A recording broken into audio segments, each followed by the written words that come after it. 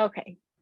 Hi, everyone, and welcome to Mental Health for Working Parents, where together with mental health professionals and writers today, which is very exciting to say, we talk about various emotional demands of parenting without shame and stigma. And I'm really excited today because I just kind of a quick introduction. I'm here with Jamila and August.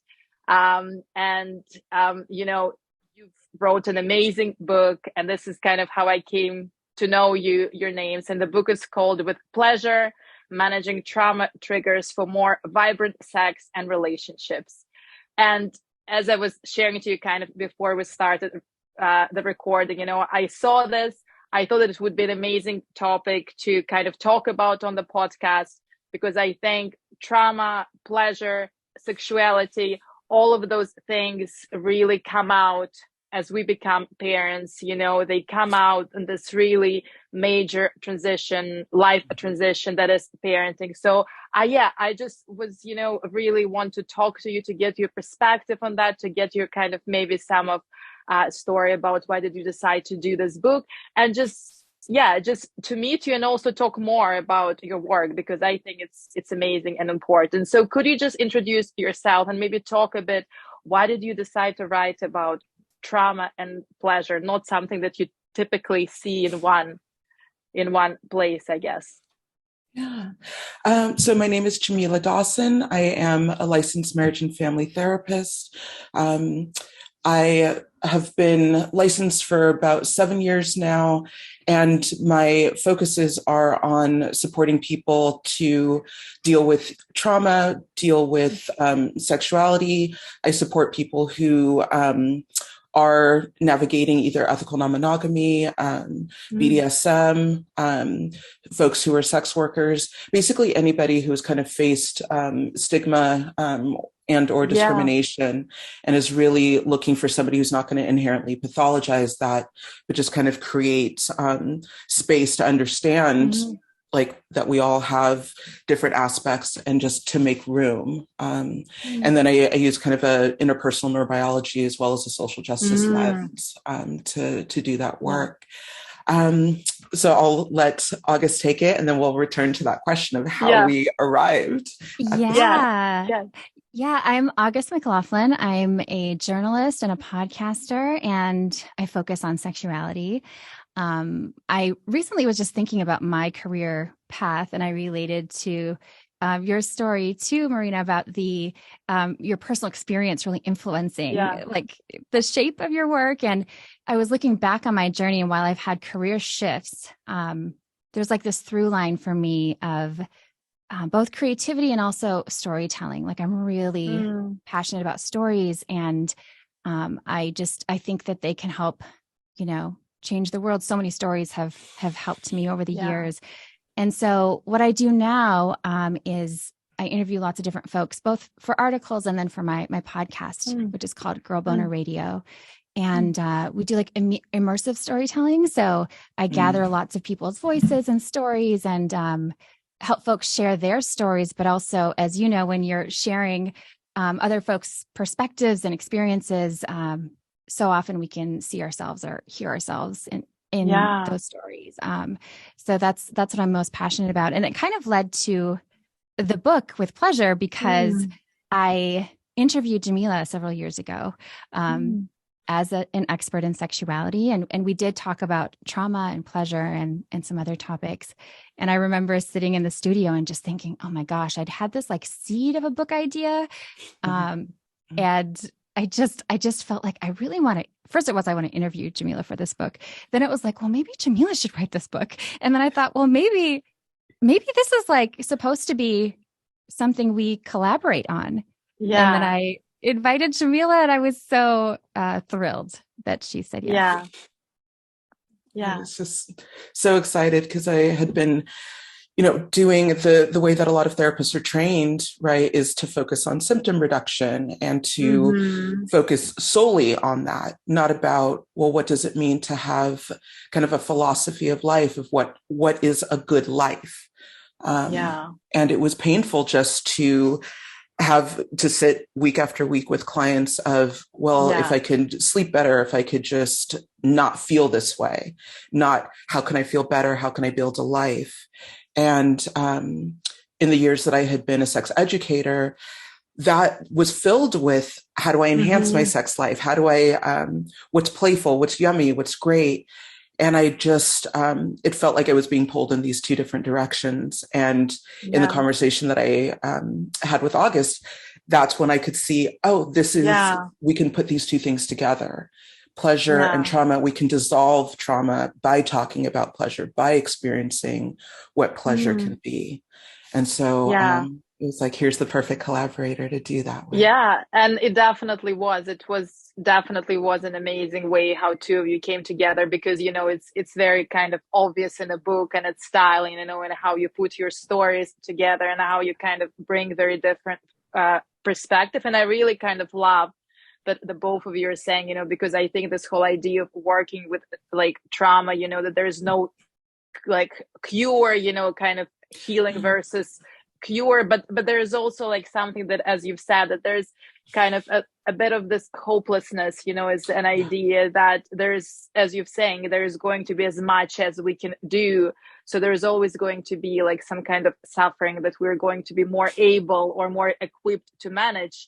But it's almost like that conversation of pleasure very often is not even there for, you know, many people who had just a history of kind of anything traumatic happened to them. So it's definitely something that's not spoken a lot about. And I think, you know, because this is kind of my podcast is for parents, and I think generally this conversation is also so important for kind of people who are in the middle of that whole parenting journey, because this is something that really brings into surface like all unresolved emotional stuff. And I think because of the process of, you know, it doesn't matter which way we become parents, you know, I guess kind of through like a more standard way, you know, there's so many changes around body, there's so many changes emotionally. And can you just kind of talk a little bit about, you know, how are all those things in your experience would like affect sexuality, and then what are kind of the things that, you know, just in your experience can happen? Because I know, and I will also kind of share some of my journey after, I know becoming a parent has really shifted so many things for me. Yeah. I mean, I think one of the other reasons why August and I get along so well is we both love story. I was a comparative lit major in college, and that continues to be like stories are real. And what I have seen with parents or people who want to become parents, or those of us who are connected to people who are parents, is there tend to be very thick and simplistic stories about parenthood. It does not leave a lot of room for nuances, for paradox, for contradiction, where we can be, the story is you become a parent and it's supposed to be the best thing that ever happened. Not fear, not profound fatigue, not frustration, not I didn't think grief. It would be this way, grief, the shadow parts, the painful parts, the like I hated my pregnancy or I'm frustrated, like none of what is, which is just the complexities of human experience. And I've seen that it can just be very isolating. And people can feel a lot of shame about feeling what is. And so I think some of the antidote to that is to speak what is, to find people who will also hold that piece of like, I know, thank goodness you're saying it. That's how I felt. And also to find those little spaces of the pleasure of saying what is, or again, of like some kind of relief, of like finding, since your body is changing or has changed, are there new ways, like pleasure is no longer going to be this? Is there a new lexicon of pleasure? And you know, I was just kind of in your book you have like this idea, and you're writing about this pleasure traps, you know, and you're kind of saying, I guess, like the ways that in many ways we kind of people can prevent themselves from kind of getting that pleasure, because whatever the beliefs, and I really recommend everyone who's listening to read this book, because it kind of gives a very like simple explanation to that. But what I see in parenting, you're talking about that shame around body, kind of being I don't know, like too skinny, or the opposite, or whatever the kind of body image, self-esteem, kind of issues we might have, which I think during that perinatal period, for me, that was my experience, it's part of kind of the, I guess, perinatal trauma, the birth trauma that I've experienced, was this kind of huge sense that my body has failed me. And really, I couldn't, that wasn't something that I was even like, I didn't want kind of myself to look at myself, I didn't want anyone else I didn't want any kind of a touch, whether it's literally or. So I'm just kind of wondering if you can talk about that experience, which you're writing about, how those relationship with the body can play the role into sexuality and relationships as well between partners. Like Augustine. Yeah, I think it's really deeply impactful. And I think this ties into how we feel about our bodies, and also how we feel and what we learned about sexuality, right? So one thing I've found when I interview folks who are parents, I'm thinking of several women who I've interviewed who all really had to grapple with this, like, my body is now, like, my body became a mother, and I learned that when you are a parent, when you are a woman who is taking care of a baby, that it becomes so much about that nurturing of this baby, and almost like a guilt and shame around like desire, and seeing your body as a sexual body can be challenging. And I think one thing that can be so helpful is looking at what you did learn and what you didn't learn about sexuality. I hear from so many folks who they intellectually have this understanding that, oh, I'm still a sexual being. Like, I feel like I know that I still, and we can still have this like shame that can crop up. I'm thinking of one person in particular. She shared with me that she'd had several kids, and her relationship with her body image had been challenged by the changes and all these things. And then around perimenopause, her desire started to really increase. It was fascinating to learn how it turned out to be a really empowering experience. But at first there was like this just conflict, right? Like this, I want this, and am I allowed to want this? And so I do think that looking at those messages and seeking those other experiences and stories, and knowing that, first of all, those narratives, so many of us deal with them because most cases our parents knew less than we did about sexuality. I think can be helpful. And then very small steps. It doesn't have to be I'm going to love my body and, everything's going to be grand now. Like, I think even if it's just something small, like you start, touching your arm and just noticing how it feels just to be touched, I think can be really helpful. Yeah. And I really, kind of think that, just to add to what you're saying, there's, this many kind of clients I work with, especially those with perinatal trauma, and also like those who are just kind of in the middle of that transition with like very young children. There's really the deep sense that my body doesn't even belong to me anymore. There's so much like overstimulation. And then, as you've said, there's from one side this idea that now you're a mother, whatever it means, like in a society who kind of now sees you almost like as an addition to a child, and it kind of starts, I guess, from like a pregnancy journey, and then like when there's a baby, it's almost like, how is the baby, how much is the baby weighs, how like many times is the baby feeding, how is the baby doing, but right, then kind like of talking past the woman, past the person. So I think there's this idea of almost like becoming invisible for many mothers, especially who've experienced some kind of like perinatal trauma, is that's usually kind of in different ways, but it could be a part of that process of, having not being seen, having no control, and then kind of when there is a baby, is again, there's someone else's needs. So kind of the sexuality becomes almost like something that is not really important. It's just like thrown completely out of the picture. And I mean, so there's always like this kind of impact on that, my body doesn't belong, my sexuality also kind of is somewhere that is not, maybe it's not even there, and then there's this kind of loss of identity, all those feelings that you, Jamila, was talking, that we still don't talk enough as a society, grief, loss, rage, resentment, whatever it is.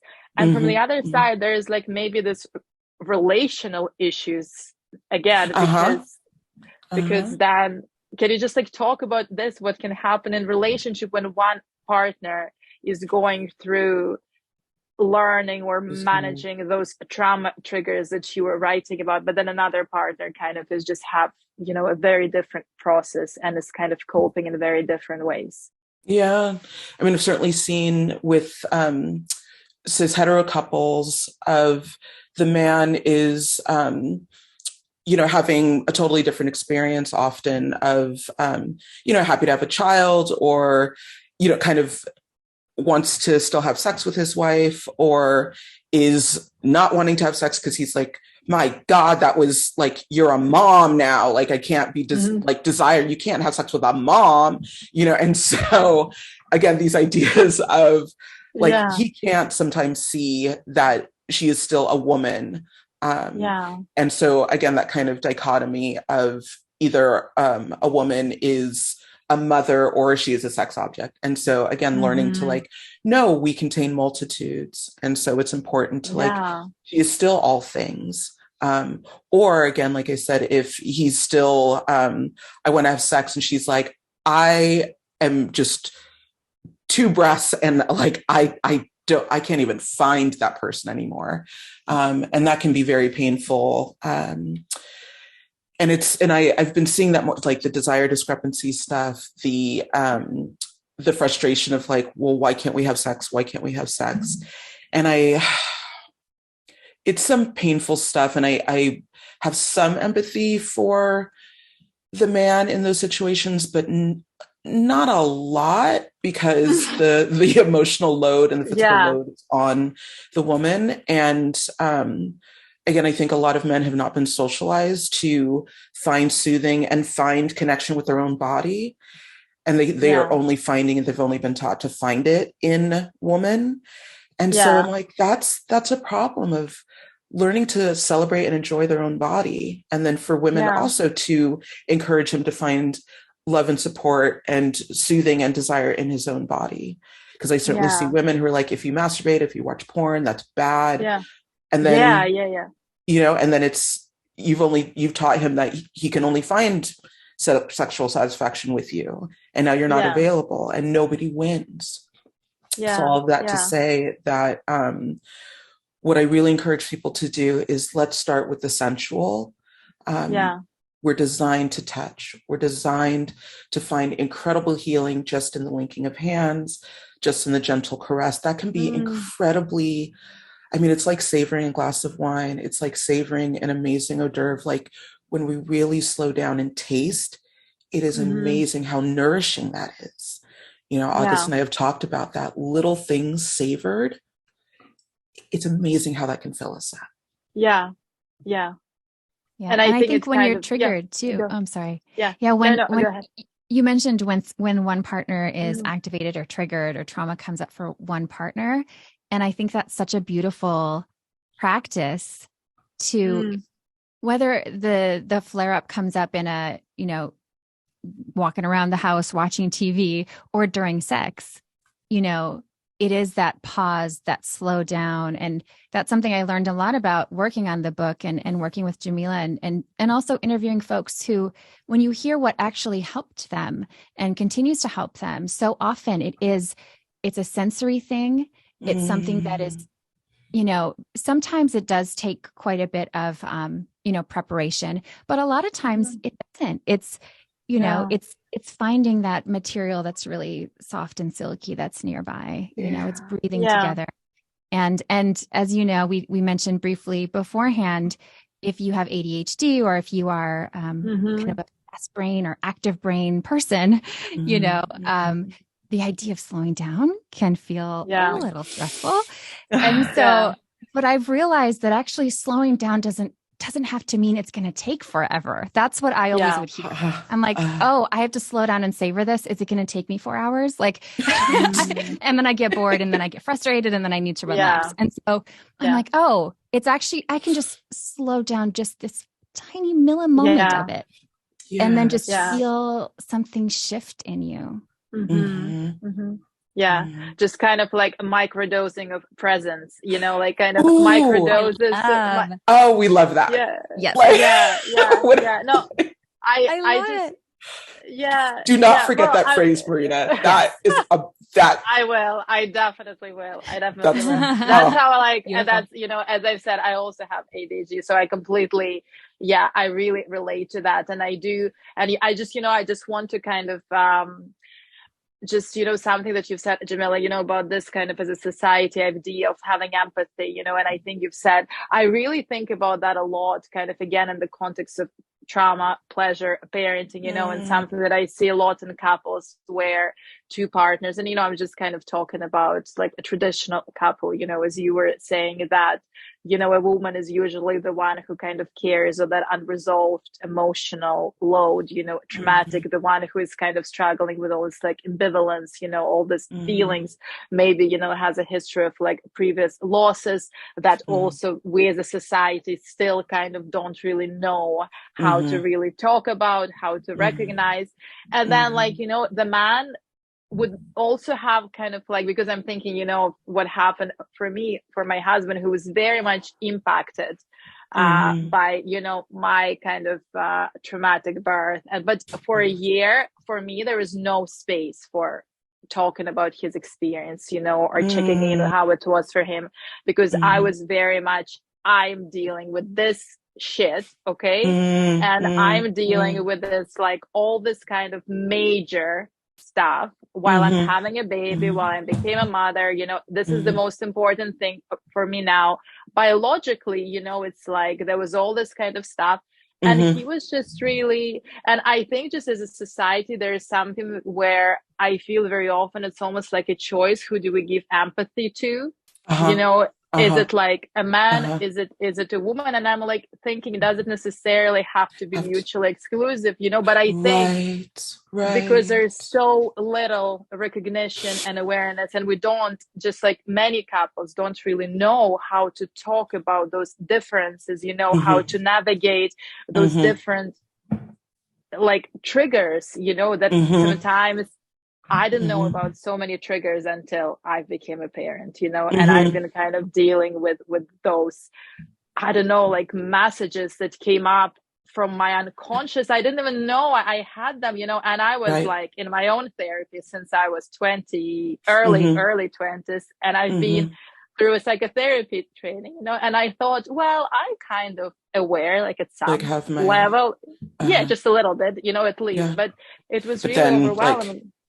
But then it's like boom, and it's almost like I had to meet myself again and just just put myself back together by kind of really to learn about pleasure, to learn about relationships, to kind of just see a very different idea of self. So I'm just kind of wondering about that, capacity to hold both position and just like really being how do we do that? I have no idea, because I think we're still very much that we kind of give empathy to someone because it's literally there's not enough.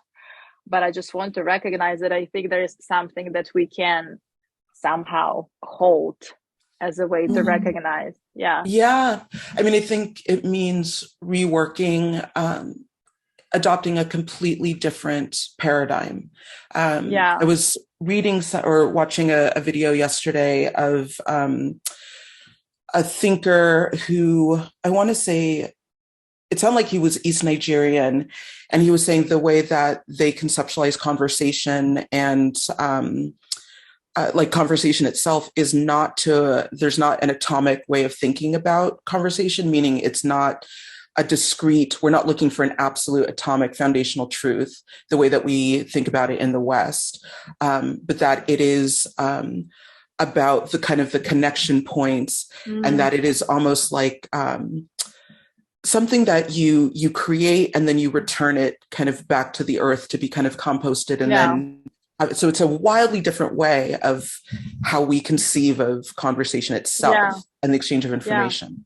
All of that to say that I think that when we think about empathy or relationship here in the West, I think that's why we struggle with empathy, that there is the sense of you have more, you have less, or I have to give you more or less and somebody loses, as opposed to literally the paradigm shift of how do we create enough space of what is your story, what is mine, and our nervous systems being attuned of like, they're fundamentally assuming there's enough space to understand our stories are fundamentally connected, and how do our nervous systems understand that there is space.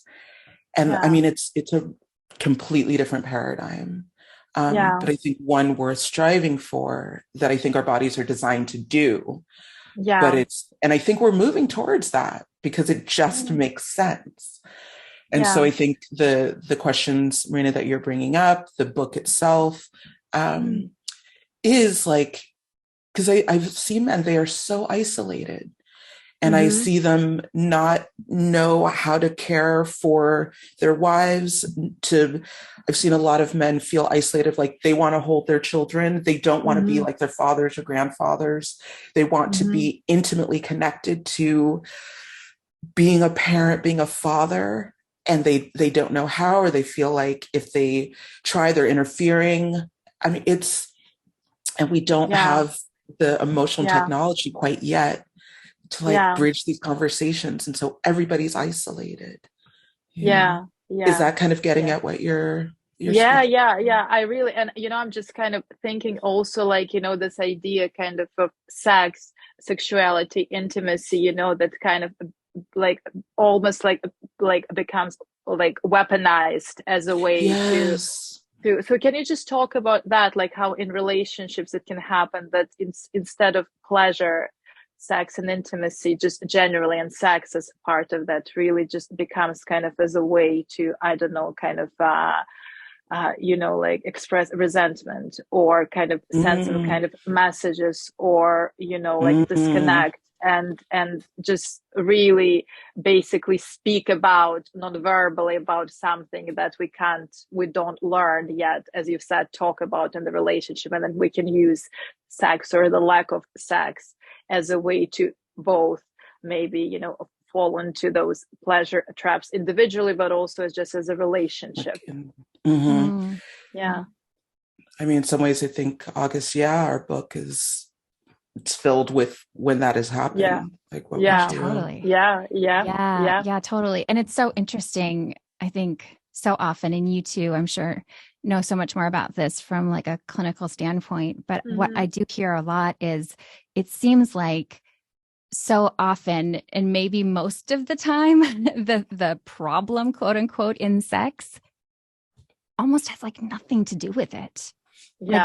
It's really, and I really see that as I think there's just such a gap in conversation and people understanding and feeling comfortable even talking about sex. So there's this thing that can happen where it's like this thing you're already not talking about becomes the thing that like everyone focuses on, and I've seen blame happen a lot, or anger, we are never having sex, or just, and these mixed messages, because in a cis hetero couple, let's say that the woman is wanting to have sex more often, or she feels like her needs aren't getting met, some women have learned, and I've heard this from folks, that they're just like, I deserve this.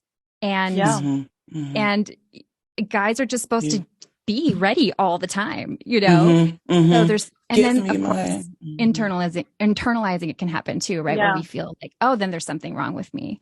I don't deserve pleasure. You know, I don't deserve the goodness in the world, because this is just not. And I think it can be such a like transgenerational message that sometimes it's really passed from generations to generations. This idea of being, Right. That there's a win-loss. Somebody's winning sex. Somebody's losing sex. A covert conversation. And Marina, as you said, that people are having a multitude of implicit conversations in the sex that they're having of, they're not having present sex with the person in front of them. You know, people are treating the person and themselves sometimes of like, I'm not liking myself in the sex that I'm having. I'm not liking you in the sex that I'm having I'm using the person in front of me. I'm in a fantasy, and not in the fun way, but of like, this is a thing and I'm somewhere else, or there's, I'm trying to get through this, or I'm like performing, trying to be like a machine. A lot of men are like, you know, it's only focused on what my genitals can do. I have to be able to stay in this particular, I don't know how explicit we can be, so I'm trying to use euphemisms. Be as explicit as you want. Well, I don't know, like, am I going to get banned? I have no idea. No, but so I never really know terms. Right? So like, men are so focused on like my identity as a man is predicated on my ability to stay erect, to get erect, to stay erect, but not to ejaculate too soon. I mean, the whole idea of premature ejaculation is ridiculous.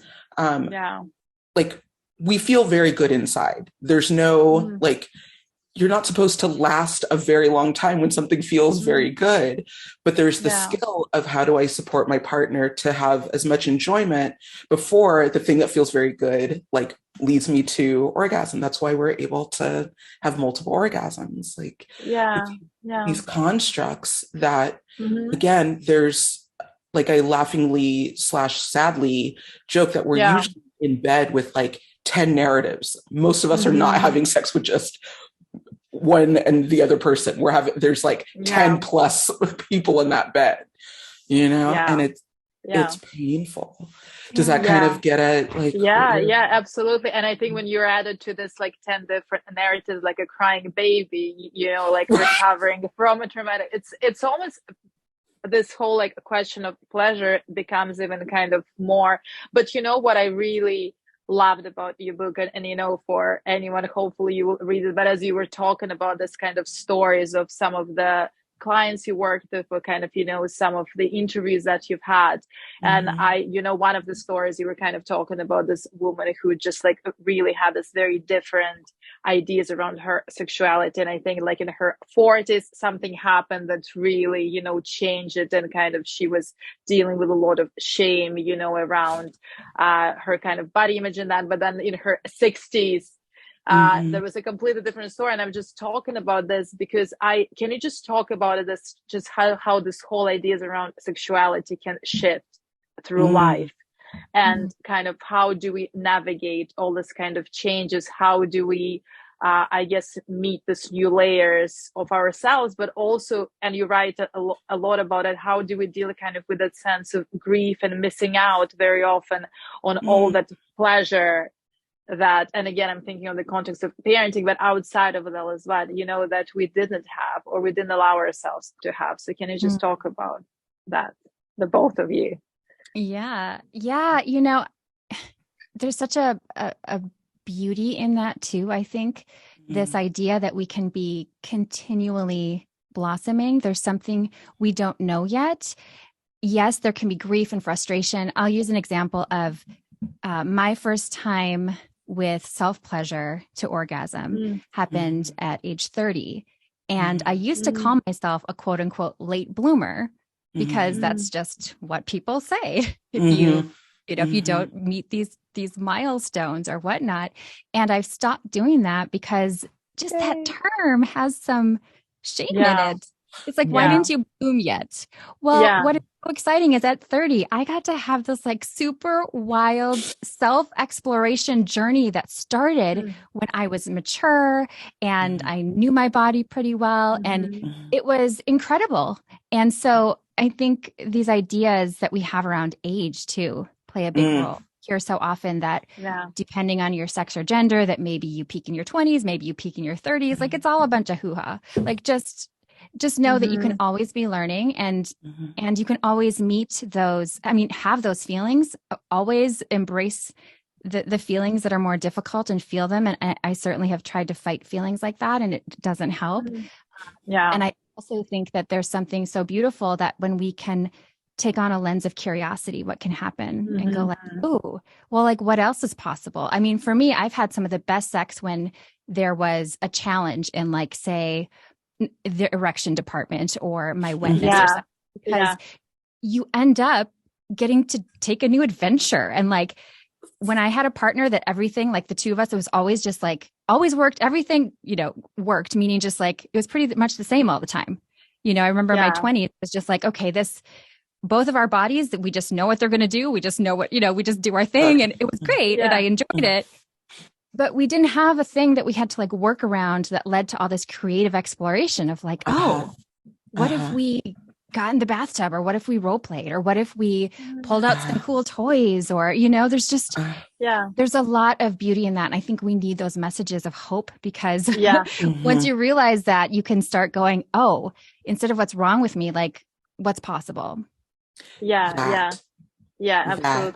And also like being okay, like with some like risk taking, right? Because what you're talking is that it's, and I think like, Esther Perel is writing kind of a lot about like this sense that when we have this emotional intimacy in a relationship, when we become too close, it's almost kind of, we kill sex drive. And she's kind of wondering about if it's possible to be safe and have pleasure at the same time. And I love what you're kind of talking as a way to saying that this risk that I think especially many parents, because of those stigma that we were talking about, that you are a mother and you need to be safe, and you need to be, solid, and you need to be reliable, and you need to be present, and you need to be this perfect human being who always is considerate, and and just you don't say the word fuck in front of your child. There's like so many things, just it should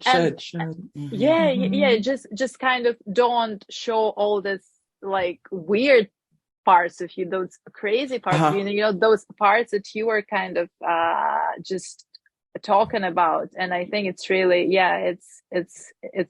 it's really kind of wonderful hear you talking about some of that, because I think it's so, those permissions, when you hear someone talking about, is amazing and so important. I think like that's how we actually create,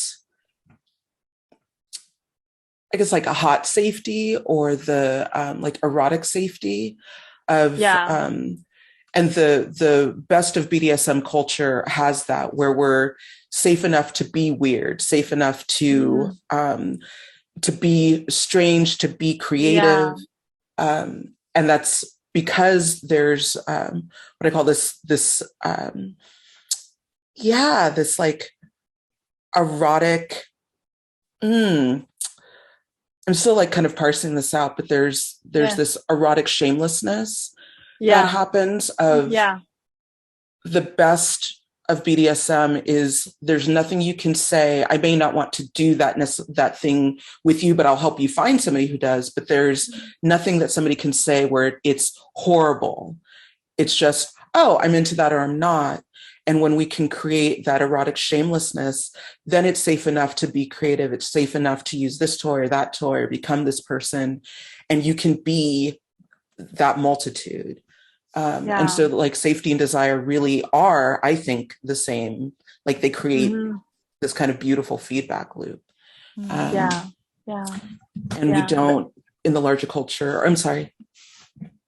I'm just listening to you. No. Like in the larger culture, we still put that in they're two separate things.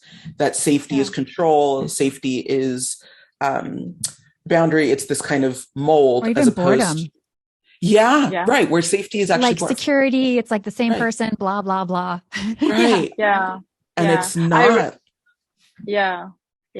I kind of love kind of seeing boredom as that, lack of protection for ourselves to explore. So every time kind of I feel bored, I'm asking myself, okay, so what would I want to do that I think I can't? I'm not allowed, this internalized sense of being restricted. So I think just it's always that curiosity. I think, August, you were talking about in case of boredom is also something. So what do I really want to do that I'm not kind of, what am I not allowed to ask for, or what am I not allowed to express, because, or whatever stage of life I'm in, whether it's kind of in the middle of this parenting, right? And what am I not allowed in terms of the society, or maybe, some of the like internalized parental messages or whatever it is. So it's really, it's so interesting to experiment with that as well. What am I afraid to ask? What am I afraid? Oh,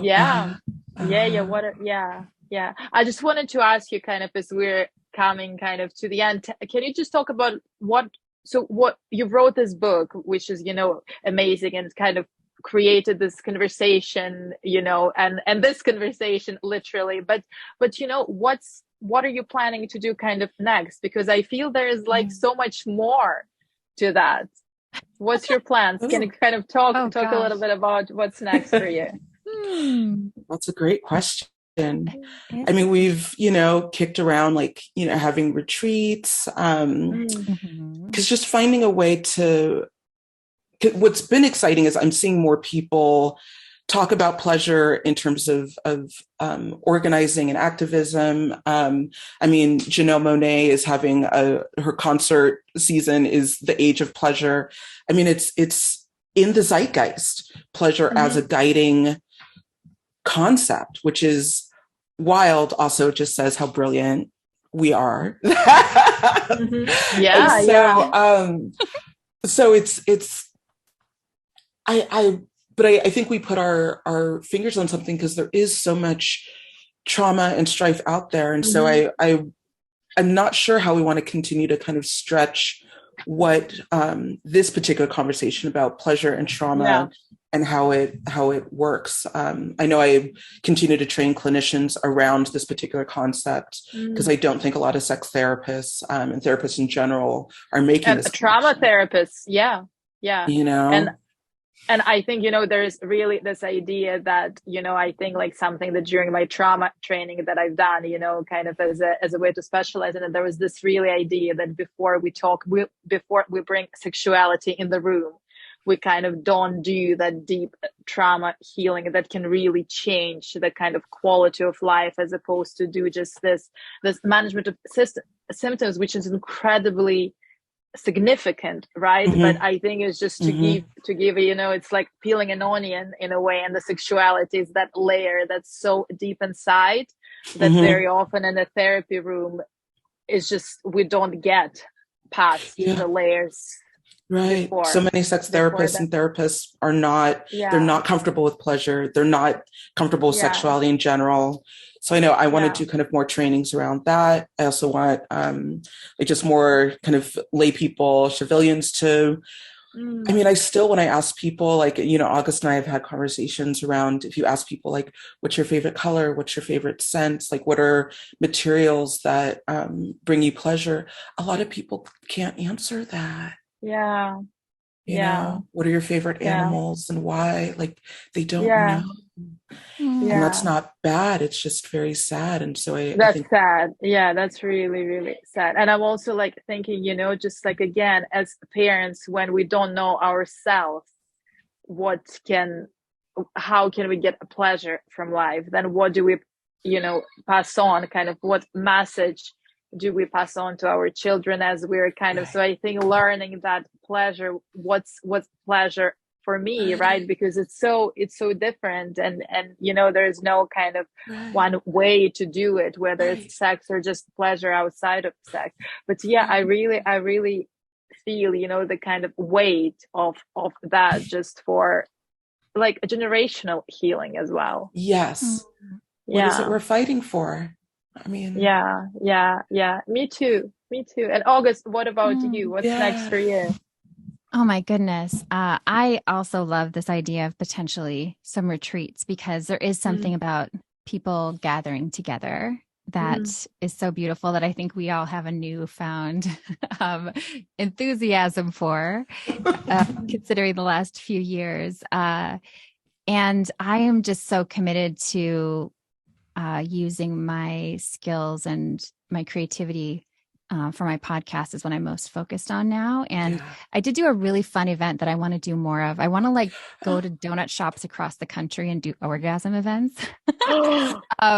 I did my first donut orgasm event. Like for some reason, I just love this whole idea of the big O being a donut. And when I was restricting pleasure in my own life, including like food, I went through some disordered eating stuff a long time ago. Yeah. And embracing my sexuality helped me heal from that. So as I was embracing my sexuality, I started embracing these kind of like quote unquote forbidden foods, and donut was like a thing I wouldn't eat when I was, in a very unhealthy place. And so to me, they're very sexy. Like donuts are so sexy. Yeah. And so I did an event with I don't like them, but I can see how they can be sexy. Absolutely. Totally. Yeah. And you can take some other kind of food and make it into an O. Everyone's welcome. We had fruit too, but we did an event with Sex Positive LA actually in West Hollywood. Yeah. There's an episode if you want to hear it on my podcast. Oh my God. Yeah, it was so fun. We will link it. Yeah. Oh, thank you. Yeah, we all journaled. Everyone had a worksheet and we talked about orgasms that really impacted our lives. I even blurted one out because at first I thought everyone would just like volunteer to talk about their orgasms. And I hadn't done an event for a while and I was like, they need like a warm up. So I was like, oh my gosh, what story have I not told? Because I've told a lot of my orgasm stories when I started this work. And so this story that I hadn't thought about in a long time about Brussels sprouts came out of my mouth. And then everyone just shared, not everyone, I think 5 or 6 people shared in front of everyone. A few people wanted to share anonymously and still be recorded, and others just talked about their experiences. And it was just such a beautiful celebration of pleasure. Yeah. And of course, when you talk about pleasure, you are going to have things come up that are challenging. And so there were people, there was trauma in some of these stories. And the focus of pleasure, though, meant that we got to hear about it in a way of how did they reconnect with themselves? How did this sexual experience bring some of that healing? Because I think sometimes we have this idea that we have to be quote unquote healed to have great sex. Yeah. Your body thing. Yeah. Right. And sometimes it's like, the sex is going to be the thing that helps you start to feel better. It's wonderful for that. So, so more of those. Oh, I love that, August. I love that so much. You'll have to join me for one. It was really I would love to. I'm loving that, given like everything everywhere all at once and like the everything like bagel and then this with like the donut, like it's just the perfect. I haven't even seen it yet, but everyone keeps telling me to watch it. So you have to watch on my list. Like you have to it's okay. That's putting me over the edge. I'm watching it. I love it. But that sounds amazing. And I really kind of with you with what both of you said. I think the conversation of pleasure is definitely something that we as a society need more of. And I think it's more challenging for many of us, including myself at some level, than a conversation about trauma, because I think now we know how to talk. Well, we know kind of as not very well, but there are a lot of kind of spaces where we can talk about trauma, and there's a lot of kind of spaces that can hold, the traumatic experiences and events. But I definitely think that talking about pleasure kind of in a way that you are especially describing is not something that still many people know how to do or allow themselves to do. And this is really something that can be such a fundamental change to just how we live lives, how do we so I just want to thank you. I I really loved meeting you, getting to know some like a little bit about you, about your work. I'm going to link the book I really recommend it. I'm going to be recommending it to my colleagues, but also to everyone, to the parents who are listening. Get a book. I think I've had some aha moments, and I'm sure a lot of people who read it will as well. So thank you so much, and I wish you. I'm going to look forward to hear more about all of the ideas that you're going to do next. So thank you so much. Well, and thank you for the work you're doing. Your work is truly so important, and you're such a thoughtful interviewer. So thank you. That means so much to us. Thank you. Thank you so much. The level of thoughtfulness, it means so much. So thank you so much for having us, Marina.